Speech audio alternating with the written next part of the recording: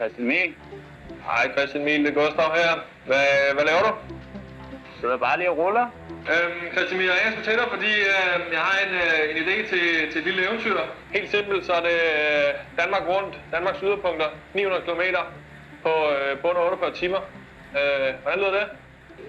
Et lille eventyr, siger du. Hvad er tidshorisonten i det her? Jamen altså planen er sgu egentlig ret simpelt bare starte tidlig morgen i København. Så smutter vi lige ud til Dragør, der er sgu ikke så langt, der er jo bare 15 km. Og så er det jo bare ned sydover, ned mod Gedser, ned igennem det flade Lolland.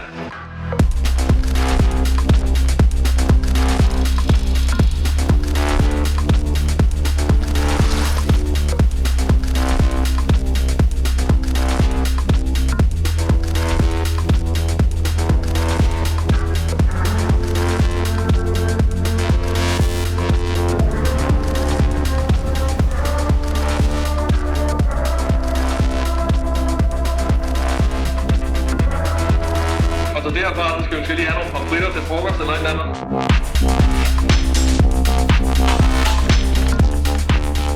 Og så skal vi lige fange en færge. Den sejler en gang i timen, så det går meget fedt, hvis vi lige rammer den sådan lige i røven. Så der skal vi måske lige få lidt fart i cyklen, ikke?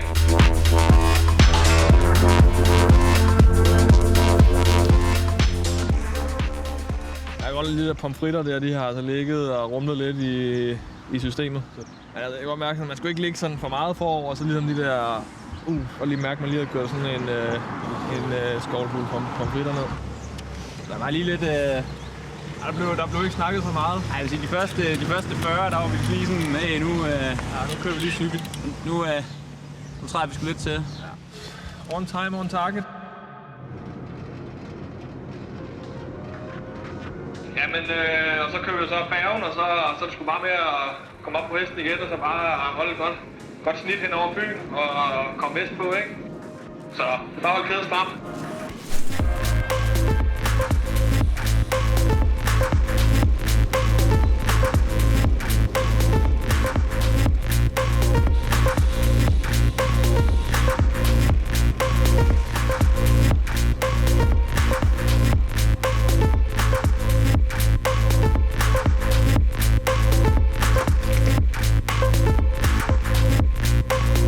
Og så efter maden, så tænker jeg, så skal vi lige gøre klar til natten, ikke? Lige få noget lidt varmere tøj på og få købt nogle vindgummier.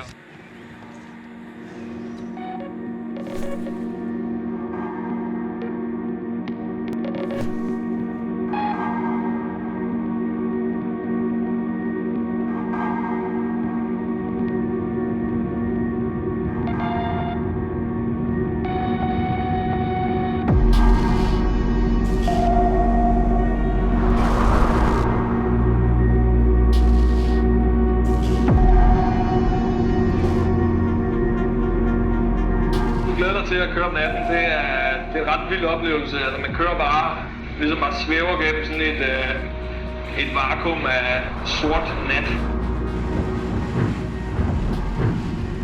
Don't go gentle into that good night.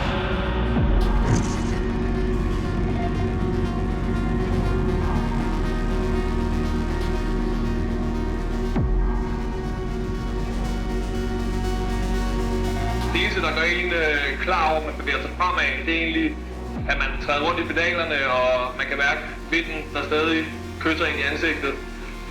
Fordi ellers er alt jo bare mørkt, og alle referencepunkter er udvisket. Tror du virkelig, det er realistisk? Altså, hvad mener du? At cykle 900 km uden at sove?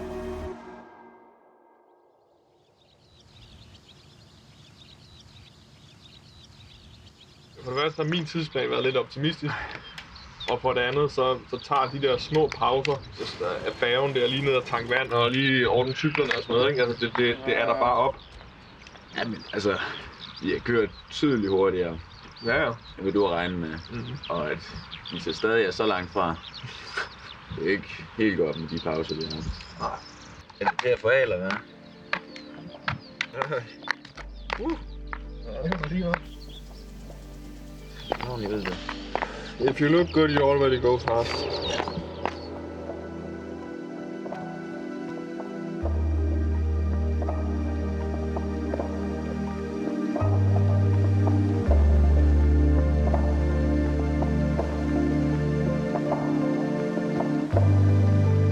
Gustav, hvornår er det planen, at vi så skal ramme Blåvand?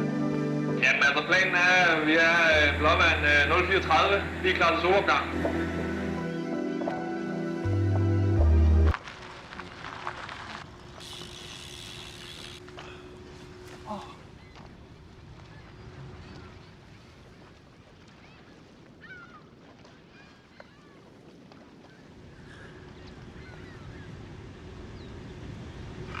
Fucking træt.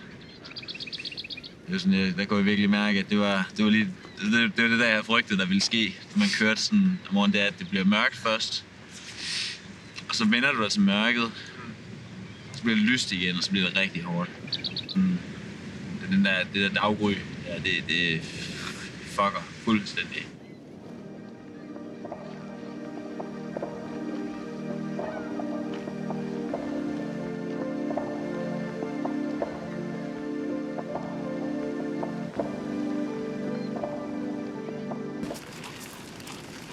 Vi skal den vej. Se hvilken vej vinden kommer fra. Kommer den vej fra. Det blæser lidt, ikke?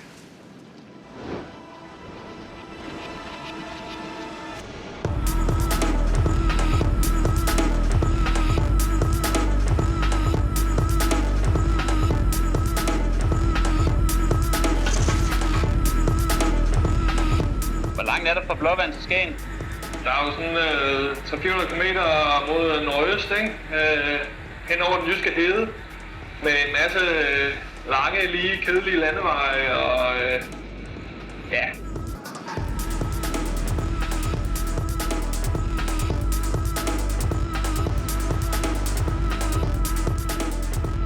Og hvad så, hvis der er rigtig meget vind? Jamen, det er jo ikke smart at gøre ved. Det er jo bare ned i bøjlen, og så bare jogge til.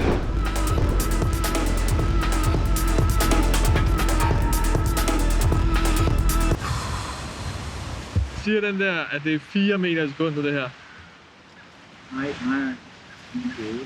Ja, 8 meter i sekundet. Ikke 4 meter. Det er kraftigt meget vind. Og det er kraftigt meget vind, der bliver i den forkerte retning.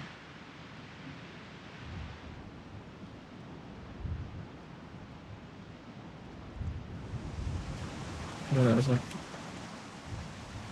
Det er ikke meget ved. Lige nu der er vi helt klart ude i Type 2-fund, som er et fund, men et stund. Altså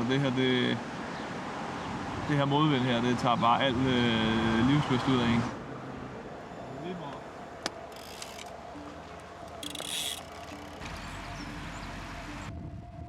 Men altså, Gustav, hvordan har du fundet på den her rute?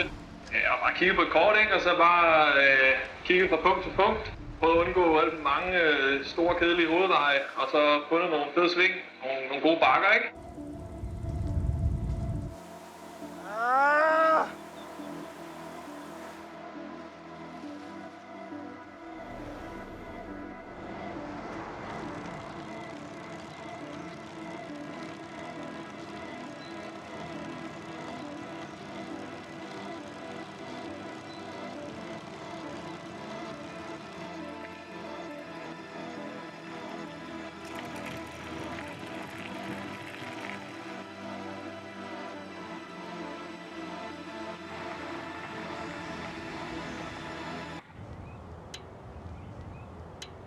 Hvorfor fanden har jeg nogensinde mødt dig egentlig? Det ved jeg faktisk ikke. Kunne du ikke bare være blevet, ikke?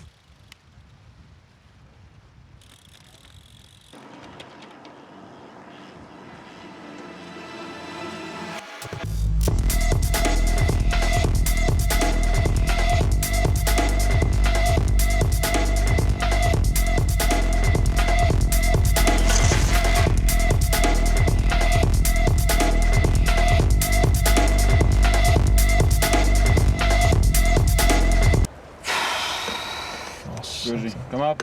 Ja. Let's go. 11 km til færgen, ikke? Jo. So close, but it's so close.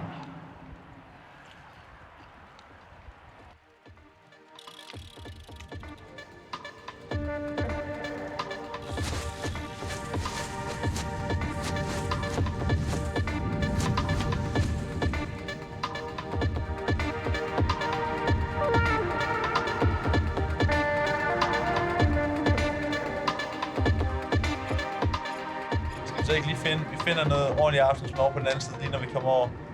Så kører vi i 1,5 time, så holder vi en short break. Enten i Sæby eller Frederikshavn. Ja, og så tager vi resten af hugget. Ja. 1,5 time. Det der altså vinden er noget fuldstændig af, så jeg tror altså ikke, det er urealistisk, vi godt kan holde sådan godt 30 snit pace. 30 snit er lidt optimistisk, men tættere på 30 end på 25 i hvert fald.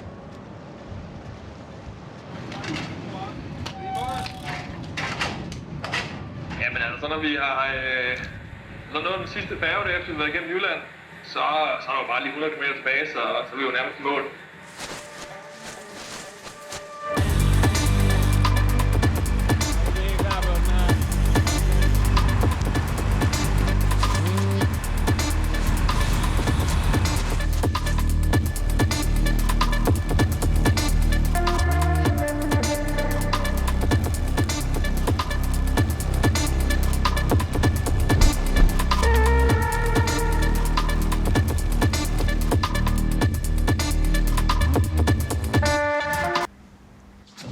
Den føles som sådan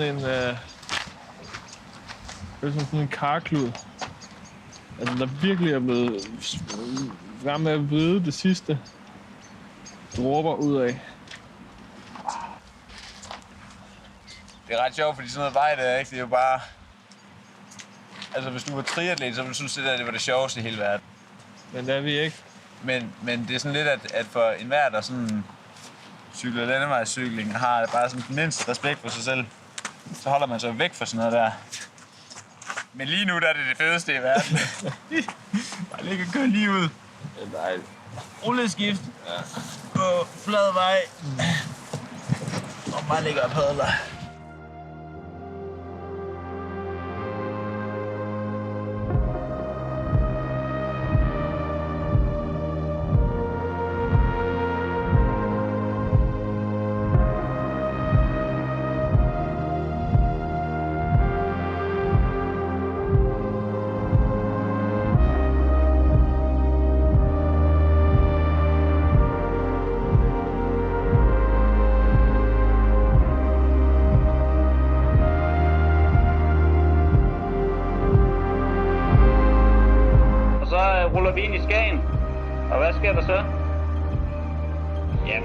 Så er klokken jo efter planen 21:30, og så tror jeg sgu ikke, at der sker så meget. Der er jo ikke, altså du får sgu ikke nogen medalje eller en eller anden kendkøds og alt muligt, når vi kommer frem.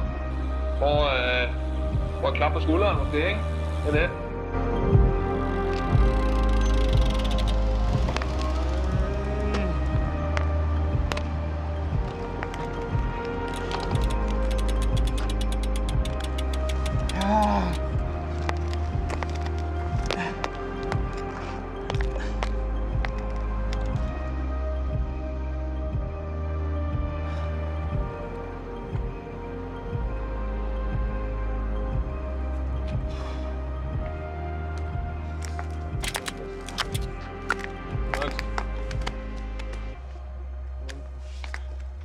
Hold nu kæft, mand.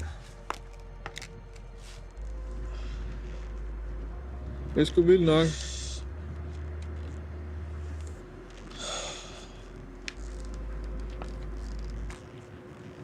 Gustav, det er fandme ikke regnet med. Jeg ville kunne gennemføre det her. Du var klar, Christian Emil. Du kan godt gå hjem og fortælle din mor om. Nu må du være stolt. Fuck, der er koldt herude, altså.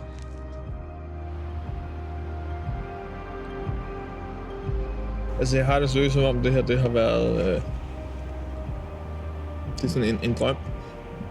Og sådan, altså, man vågner op lige om lidt.